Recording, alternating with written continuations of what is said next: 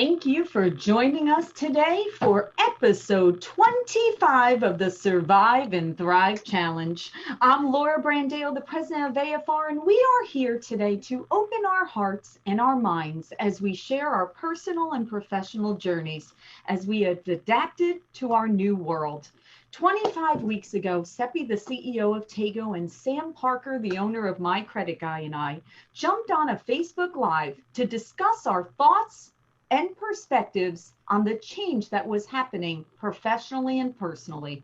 Since then, we have had 24 weeks of mortgage professionals that have also shared their journeys through this time of change and adaptation. On today's show, we have from Springfield, Illinois, Susan Wallace. She is the SVP of Correspondent Operations Management at Wells Fargo. And from Utah, we have Jimmy Hobson. He is a mortgage broker at JH Home Loans. And from Washington, we have Nathan Knottingham. He is the COO of Vetted VA. We are so excited to have all of you here with us today. And first up, we have Susan. So Susan, take us back. Let's go back to March. Let's think about what was happening at that time and tell us, what was that initial reaction when shelter in place is happening, changes in the mortgage industry? What was going on in your world? You know, I think for all of us, it's been all kinds of crazy. For me personally, my daughter was in Spain when this all came down. And so that was just a bit disconcerting because obviously they had some pretty severe impacts as well. So trying to figure out how to get her home and all those things was a personal challenge. And then I have an 85-year-old mom. So, you know, you worry constantly about them. And she's very fiercely fussy, independent. And so she said, I'm going to the grocery store. I'm going to do all this stuff. And I was kind of trying to dissuade her. So that was all sort of on the personal front. And then from a professional perspective, the challenge really was to get 400 people moved from in the office to working from home. Oh boy. And how do we do that? Well, we really were not as well prepared as we thought. You know, we'd contemplated different kinds of BCP plans, but we hadn't really contemplated a global pandemic. So, you know, you have to figure out about equipment and access and all those other things. And do they have internet? And so we worked through all of that, and it was sort of done in phases. So people who were ready to go had laptops, went ahead first, and then others moved subsequently. But broadly, I think the challenge is to keep engaged and to make sure that people know you care and you're keeping in touch. It's to be really planful with your interactions and dealing with all this uncertainty and kids at home and all the things that people are trying to juggle, and just being really respectful of all of the things that our teams have to do. And it's not just work. Yeah. And okay, so a couple of really big things you just said there. Okay, so let's start with daughter in Spain. Okay, so you're watching the news, you're hearing about what's going on in Italy, in Spain, okay, even before it comes to us. What's running through your brain, and what is your, you know, of course, we all have that mom reaction. So what is this mom reaction of, okay, what am I going to do? What's the plan? So take us through that first. Well, I think the first thing was, what if she gets COVID and no one can be there? Right. And obviously, when one is ill with that disease, you can't be physically present, but certainly closer than US and Spain. So that was one thing. And then I offered to bring her home while the flights were still open, and she didn't want to do that because we were all sort of uncertain about what this impact was going to be and how long it was going to be, and whether we really needed to take the kinds of measures we've now taken or whether it would somehow subside. So she was quarantined in place. And in Spain, it was kind of fascinating. You actually couldn't leave your house without a note or some other mechanism that said where you were going, why you were going, you know, all those things. So she was there through the middle of June. And fortunately, knock wood, she didn't become ill with COVID, but she and her roommate took all kinds of precautions, and it was just a really parental challenge, I think, was how I would say. Couldn't even imagine. I couldn't even imagine. That is definitely one of those, you're not in control, right? I mean, that's I think what we're all dealing with on some level. Yes, absolutely. Okay, so now let's go to let's take personal still, since we're on that track. All right, how do we deal with mom that's independent, that wants to go out to the grocery store, wants to continue on as normal. How do you deal with that? The total flip side of, okay, now it's no longer mom, now it's daughter, but yet acting like mom. Yeah, so that's an interesting thing that all of us will deal with eventually if our parents are in contact with us, and really trying to help them make good decisions. And I think especially as they age, we watch them not want to be divested of control. They still want to be in charge. They still really feel like they should be independent and perfectly capable to do everything they did 10, 20, 30 years ago. So I kind of tried to find the balance. And what I mean by that is I started ordering groceries and just having them delivered. And once they're at her door, she can't really just throw them away. I mean, I suppose she could, but that would be silly. But other than that, really just encouraging her to make good choices and to try to avail herself of all of the support network she has, because she's in Arizona, I'm in Illinois, and that in and of itself makes you feel guilty. So that's kind of how we dealt with it. I love that. And I think that's a great approach. I honestly can see a little bit of that flowing into the professional side. Almost how you dealt with that on the personal kind of flows into that. So now let's finish the discussion on your team. Okay, so like you said, it's not just this struggle of moving people remotely and figuring out technology. Of course, we all had to deal with that type of thing, but it's more than that. It's staying connected. It's getting them through the struggle of now, like you said, now they're also teacher and principal, of their home school that they have. And they're also dealing maybe with elderly parents or whatever's going on in their world. So what were some of the things that you did for your team to be able to help with that transition? So, we all take our own tack and we all find different ways to try to be supportive. For me, I've done two things that I think have been at least well received on occasion by certain people. So I try to send at least one message a week, and it's not about work. It's about, how are you doing? Tell me how you're feeling, what's going on in your world.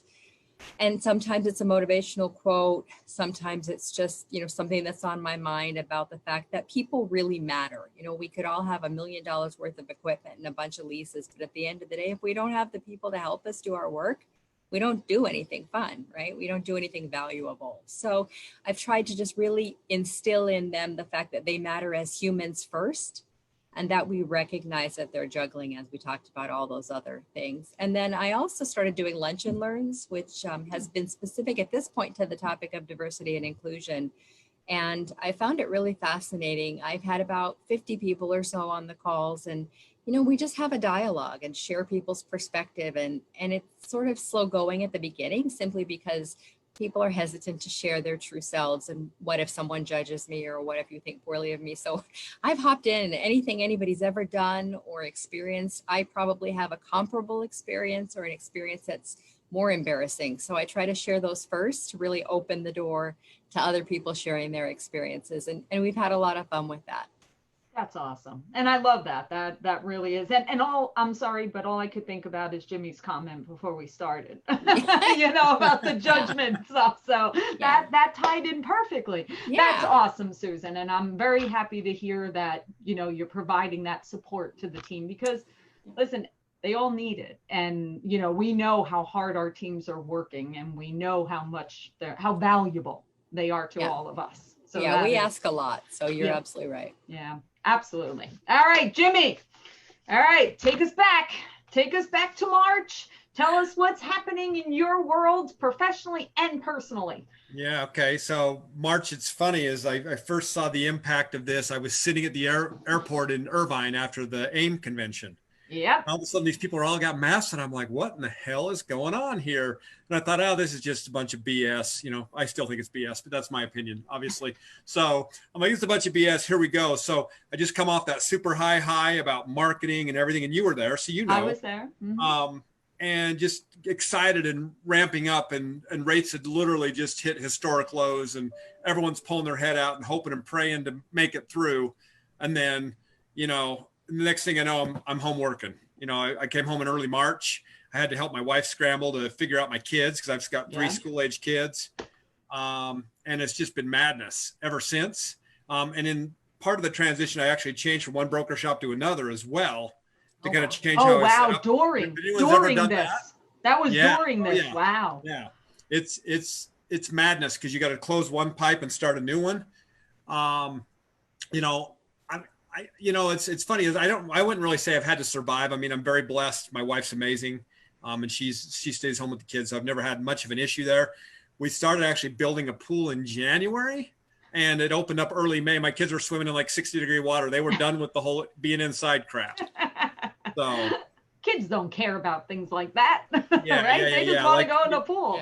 Yeah. I mean, I didn't have any, I mean, not a lot of my family's gone away. I haven't really been infected.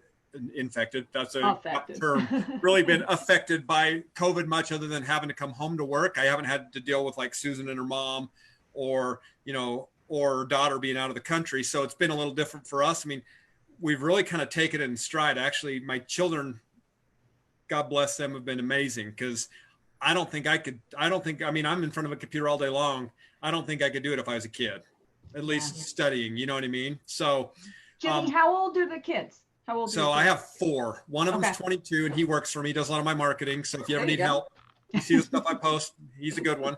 And then I have 16, 12, and 10-year-old girls. Okay. So I got my hands full. Okay. Yeah, because I'm thinking, well, I'm kind of envisioning the ages there. Yeah. And that's very challenging. I mean, how did they deal with the change of, homeschooling and being at the computer all day? And how did they adjust to that?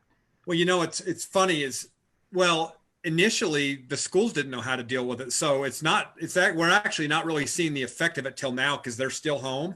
They didn't want to go back because right now they're doing 2 days at school and then 3 days home and they didn't want to wear a mask all day long. And I was like, I don't blame you. So we're doing full online. So far it's reasonably okay. I bought them each a computer and my wife and I together are doing fairly well. They get easily frustrated. I don't think the kids had the perspective that they were going to school 7 hours before, and now it's really like 2 hours. To me, that'd have been a gift. So that's really the biggest juggling part that we've had to do, and trying to keep them active enough because they're not seeing their friends. Yeah. I mean, I work all the time, so for me, it's I see my friends every time I get on a Zoom call. Like with Beta VA or whatever that looks like, or the broker calls, because that's who I talk to because that's a tribe, right? That's the tribe. But that's really the biggest thing. I mean, so I haven't really, survival has not really been tough. I mean, I've been a little overwhelmed with business just like everybody else, but where we've thrived, I've kind of taken the onus after March and I've been, despite what my coach. Don't tell us the thrive part yet. Hang on. Okay. Hold that thought. Yeah, hold that thought. Well, one thing I want to ask about is it looks like you got the craft room as your office. So how did that happen with going through the transition? So we actually moved my mother-in-law in with us in where my office is going to be, and we finished our basement. So I was going to have a big space there, have a green screen and everything. But her having her own space ended up working out better. And frankly, nice. To be honest with you, I mean, you can see where I'm at if you look in the back on my wife's ribbons and crafts and stuff. I literally work at about a 6 foot by 4 foot space in her craft room. But this job is such that as long as you got a bunch of monitors and technology, you can do almost anything you need to do. And so that's how I ended up here. And she's just kind of taken over. So frankly, she would probably rather me be gone so she could do more crafts. But we don't have any more space because, we got a big house, but, with a bunch of kids and grandma and everybody else, it's gone there. So that's probably the biggest thing is because grandma moved in end of March, early April, right in the midst of this as well. So it's kind of a crazy time, but it's been pretty good. The kids love having her. So that's wonderful. That probably helped a little bit with adapting to the change. That probably actually, even though it was a big change, that probably was a blessing, Yeah. I mean, I think in a lot of ways, it's been good for my wife. Yeah, sure. It's a little, close relationship with her mom. And for me, I'm about as easygoing as it gets when it comes to that. Just leave me alone, feed me and let me work and I'm good. So. Awesome. Okay. All right, Nathan, tell us what was happening back in March. I was working for a company that was in the Vancouver, Washington area near where I work or where I live. And it all happened. And I think my wife and I and the family and the community were kind of like, really? All right, I guess we'll go home. I never thought working from home was going to be a good idea.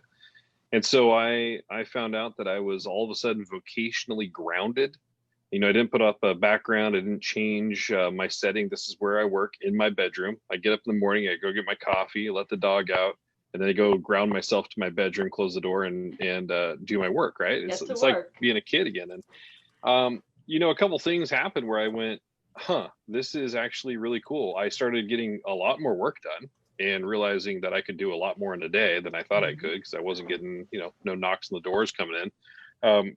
And all of a sudden I found that I loved my house. It's like this breakdown. And I wrote, when you asked us to kind of share on these things, one of the things that really just shocked me was how quickly we had to adapt in the breakdown. A lot of times we can categorize or prioritize or put our life in boxes, right? You had your professional box and your house box.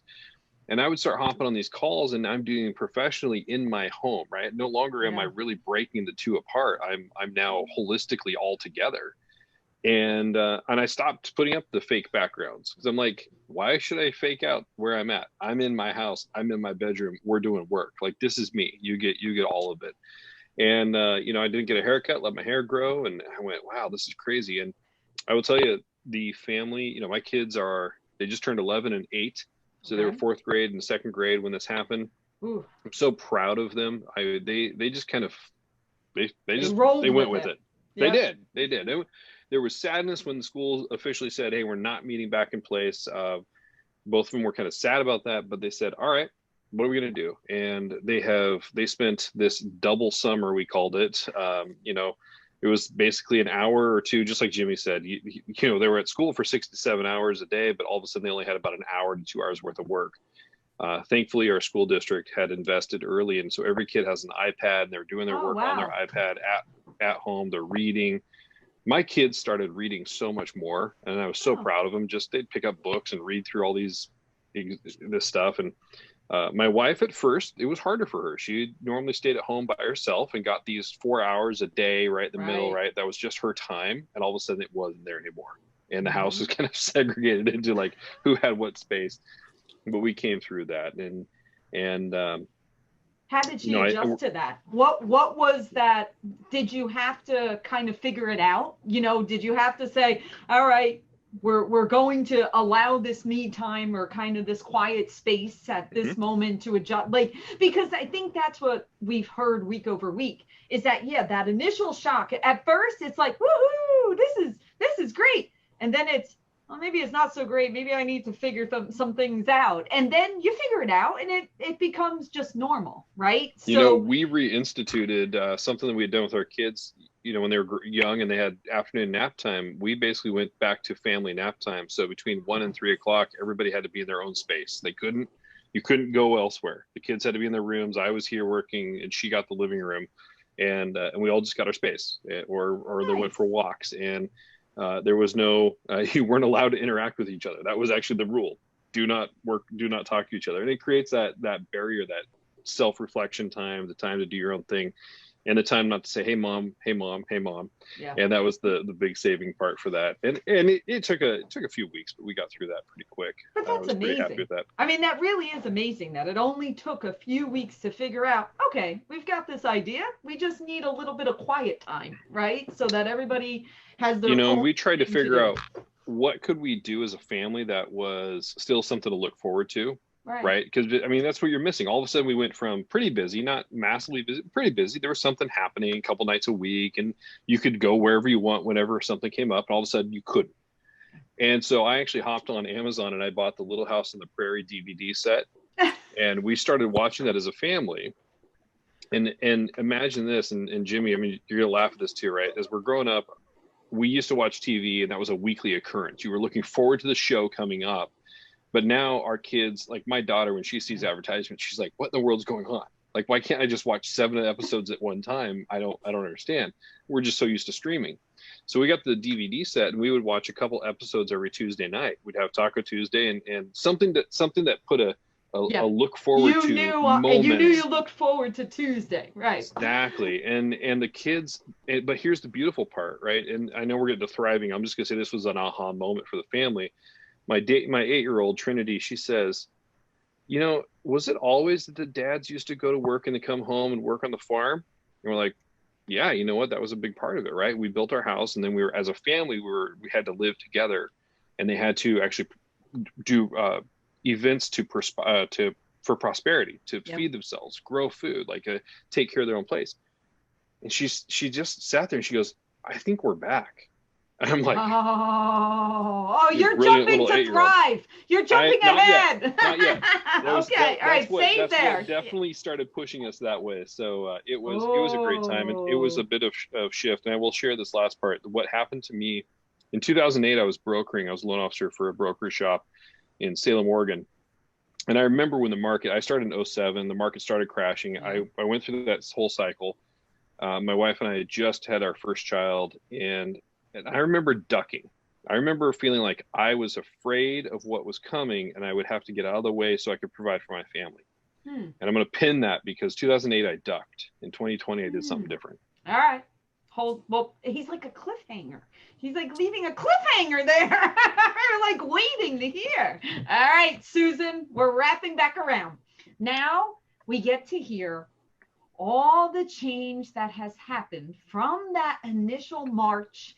And then we evolved, and the 400 team members went remote, and everybody's getting used to this change that's happening. You said your daughter came back from Spain. So, mom is, you're got her So far, so under good. control. We've got the deliveries happening, all that's happening. Now take us to, here we are, 25 weeks later. We're in September, unbelievably. Here we are in September. Yep. Tell us, what did you learn from this experience? What are you not going to go back, even if the magic wand came out and took you back to February? Mhm. What would you say? You know what? No, I'm going to keep doing it. And how are you thriving? So I think the answer to that is really, I've become remarkably aware of people's resilience and their ability to sort of deal with ambiguity and uncertainty and really just thrive in an environment that is sort of antithetical to that. It doesn't seem like you could thrive, but yet business is booming for everyone. It's crazy. Interest rates are super low. Fortunately, most people are still healthy. We're all making great choices, and the team really likes working from home. I think Nathan alluded to this earlier. You don't have to drive somewhere and waste that time. I mean, really, you just get more done in the day.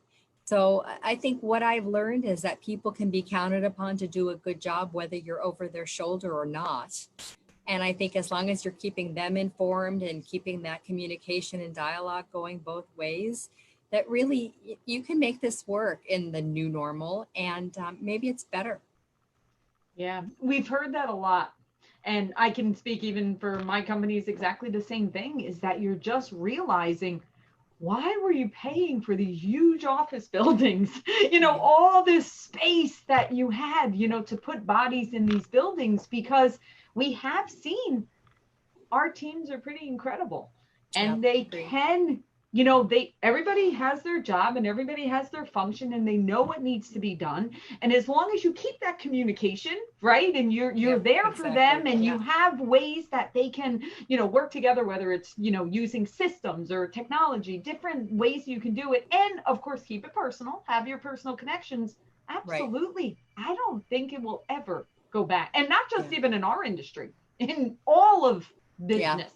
I don't think it's going back. So yes, absolutely. How about daughters home and staying and all Daughter's that? home, still working to find a job, and Oh, also taking some master's classes. Mom's Yep. doing well. We remodeled her kitchen while we were going through this. So I moved her to a sort of longer stay hotel for 6 weeks, and she Right. stayed safe in that little room. She was probably going bonkers by the time it was over, but she's happy with the remodel. So broadly, I think we're all thriving in different ways, and really our expectations have changed. I think some of the things that we thought were must-haves are really nice to haves, and I think that's a good lesson as you get through this So and get into this. specific on that. What do you mean by that? I think many of us have just realized that our families are even more precious, and we took a lot of time with them and a lot of interactions and a lot of concern that we have for them for granted. It was kind of just like this, okay, they're always going to be there. And really, there's no promise for that.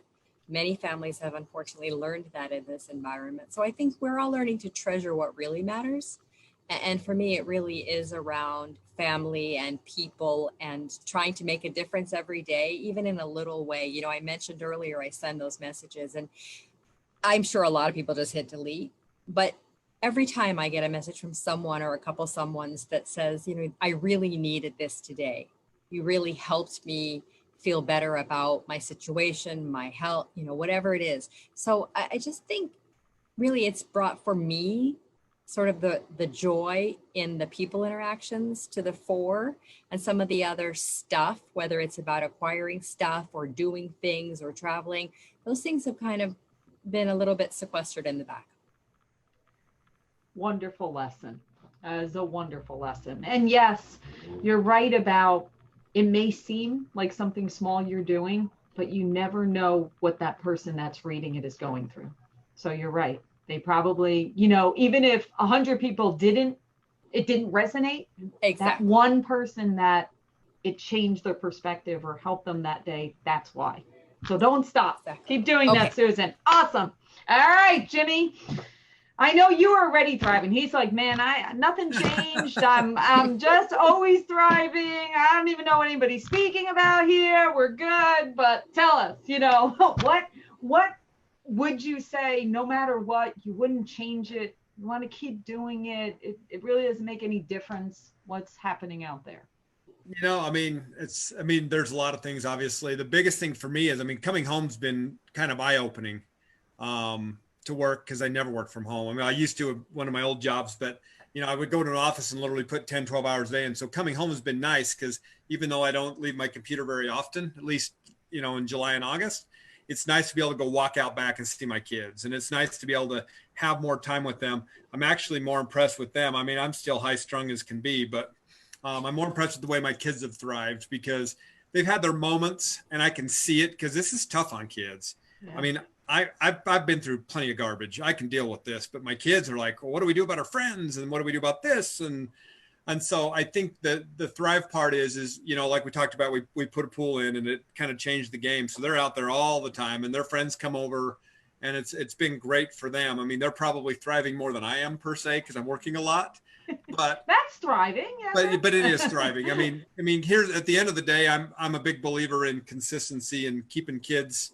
happy and stable, and that kind of drives the engine of the household. And so it's been really good. I'm blessed. Like I said, I'm blessed to have an amazing wife who, and you know, who really takes everything off my plate unless she really needs me.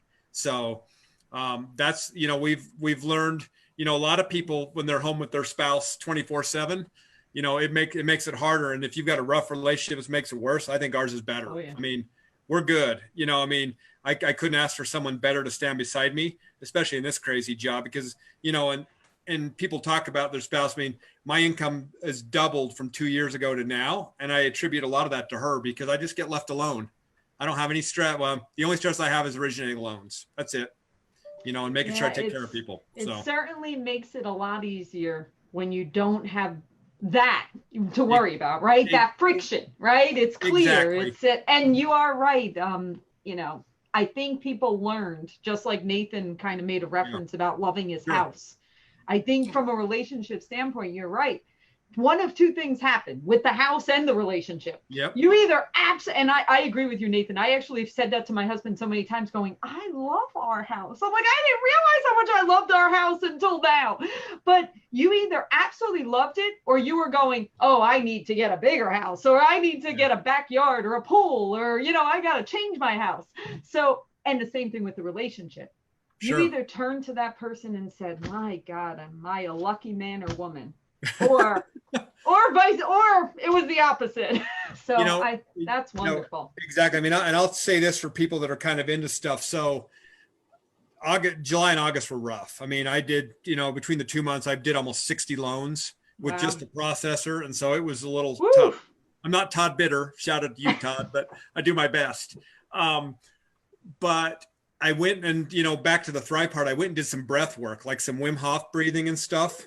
And I literally was at the end, like I was just emotional. I was worn out, and it kind of changed the whole perspective for me, because I don't feel like I'm present enough. So I did some breath work and kind of released some garbage, and literally everything since then, it's been about a week and a half, is like blips on the radar, like no big deal. No big deal. Just because I was able to clear. And so that's one thing about thriving that I would tell people, and, whether you believe in stuff or not, or whether it be meditation or whatever, the big way to thrive, I think if you can get a way to clear some of the garbage, because we take a lot of burden on our shoulders in this business because we're dealing with people's lives. I mean, someone makes $5,000 a month, buying a house is a huge deal when we make 10 times that, right? Mm-hmm. So some of us sometimes. So that's a big deal to me. So I need to learn how to clear a little better. So that's what I'm working on to thrive myself, so that I can be more present with my wife and kids and actually be more present with the borrowers. So. Oh, I love that. I love that. That's wonderful. And thank you for sharing, because I'm sure others need to, hear about that too. So That's awesome. Wonderful. And congratulations on July and August. That's incredible that you were able to pull that off with you and a processor. So that's awesome. Congrats. Yep. All right, Nathan, you left us on the cliffhanger. We're hearing about Little House on the Prairie. Tell us the thrive part. We want to hear. It was I had a lot of change happening right at the beginning of 2020, and being a child born in 1980, this was my year, right? This is the year I turned 40, and like I'd always been looking to 2020. I don't know why, it just had always been that thing. And so January started with a bang, and I kind of invested my time and energies with Chris Griffith right in January to help him launch Vetted VA. It was just a hobby in a Facebook group. Not a hobby, it's a passion. It's a passion.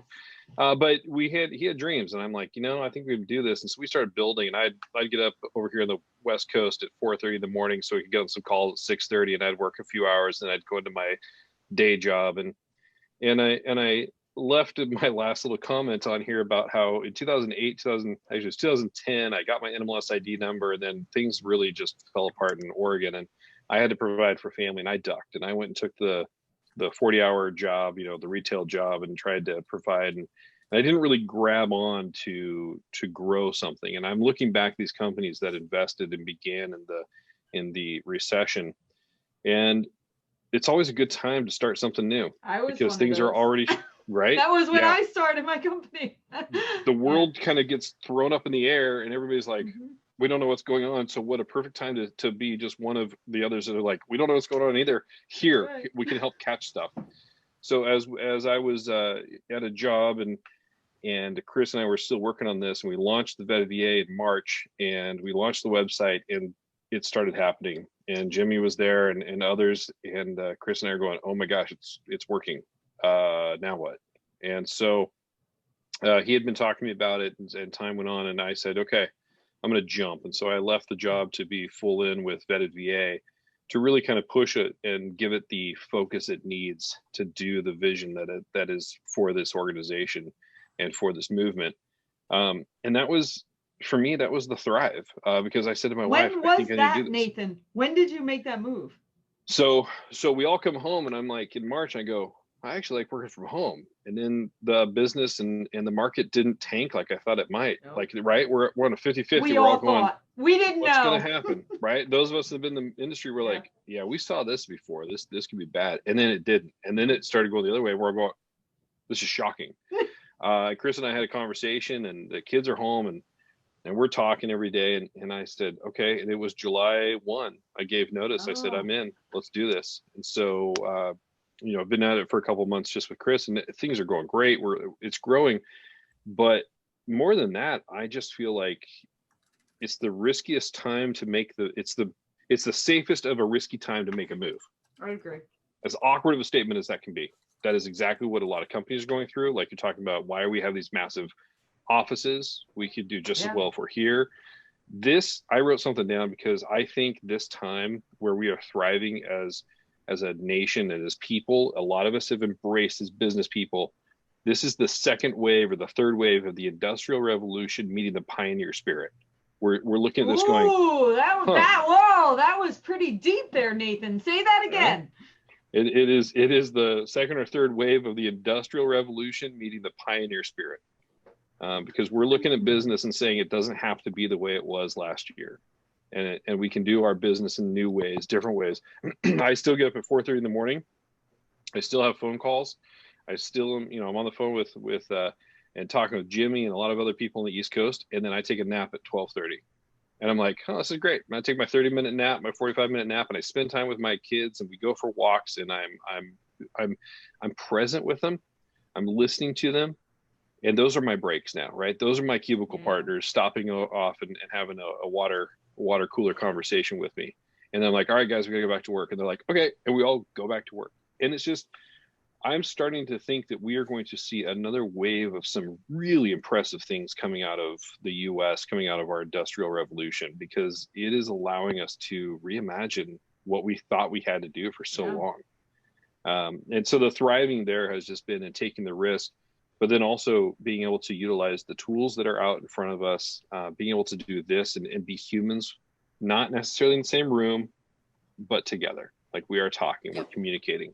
Absolutely. It's comes with its own challenges, of course, but it's flexibility, and it's listening to the screaming data of what's going on around us. You know, when I have a good friend, Frank, who is, I'm helping him kind of edit and finish a book, and he leans in on this idea that when we are parents and we have kids, they come out crying, but we're really attuned to what those cries mean. And very quickly we understand which cry communicates what.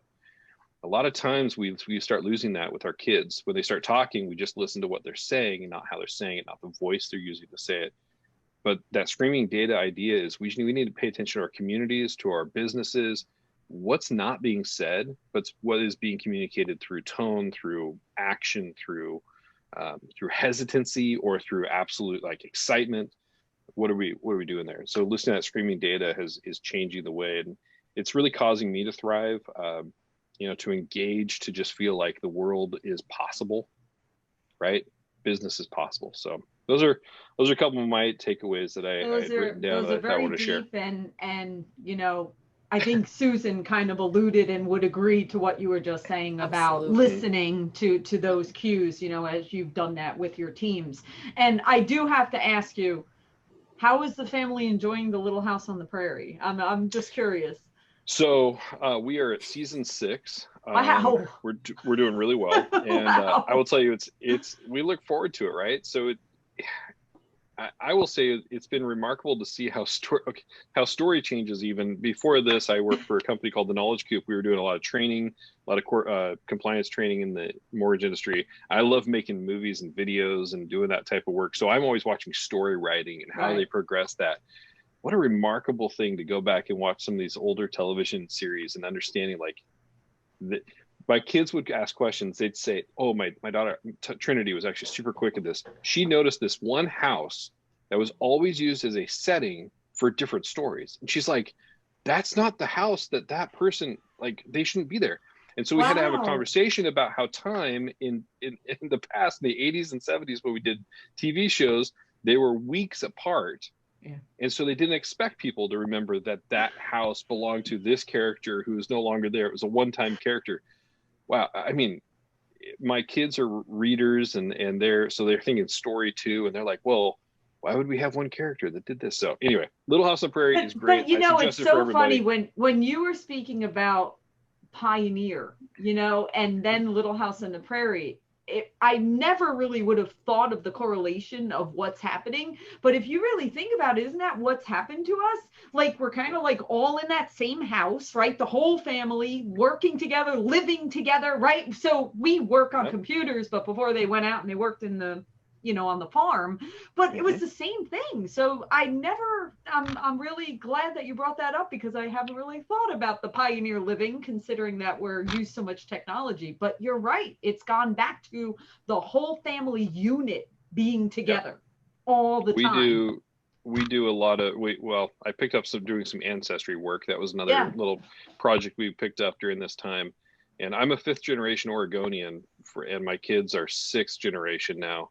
And it's so we're right along the Oregon Trail. Like, that's just part of your history when you grow up out here, right? You learn about the Oregon Trail, and it's so my kids were always talking about that. So I think this was just part of as we looked at our history and where our family came from, and watched Little House on the Prairie, and that whole pioneer mindset kind of took root.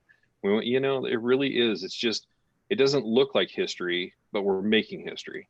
Absolutely. And anyone with children right now, I mean, the memories that you guys are forming with your families. I mean, they'll never forget it. These will be the stories that they will tell their children and so on. Absolutely. So absolutely. Wonderful. Well, you guys have been amazing. So thank you so much for sharing. Obviously, there's a lot of thriving going on. So we wish you all the best. I know Jimmy owes me who's coming up next, but I know Susan, you have our next the person that's joining me. So who is going to be with us next? So I am nominating a beautiful and true friend, Carissa DeRose, and she is the lead consultant at Doyen Consulting, and she is excited and she lives her life to thrive. So she'll have a lot of good information. Awesome. And I think, Nathan, you owe me too, right? I think you're working on confirming. I'm happy to just say it. I'm just going to say it. And then if she's here, then great. But I'm going to nominate Sam Rubin. She is a realtor in the Texas area, a veteran, a mom, a businesswoman. I mean, you can't put one in front of the other when you say what they do, right? It is all who they are, and she's remarkable at it all. So I'm excited for her to be on this show. Awesome. Well, you guys have been amazing. We wish you to continue thriving. Be well, be safe, and all the best. Thanks, guys. Thank you. Bye-bye.